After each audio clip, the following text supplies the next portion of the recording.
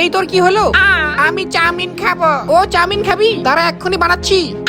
এই দাঁড়া পাগল, ওখানে হবে না। তাহলে কোথায় বানাবি? দাঁড়া আমি নিয়ে আসি। হ্যাঁ যেটা মনে করলাম ওটাই হলো। এই তো পেয়ে গেছি।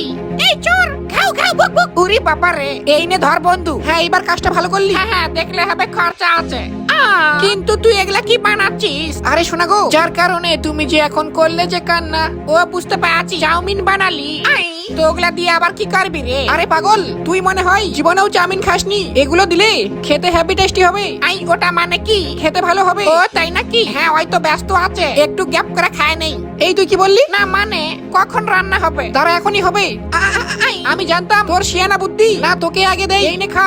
এগুলা কেন দিলি? ওগুলো খা তারপরে। চাউমিন গুলো আরে তোকে না দিয়ে ভুল করে খেয়ে ফেললাম। এই নে হুই, তুই কেন খালি? আউরে মারলি কেন? কি এইবার ঠিক আছে।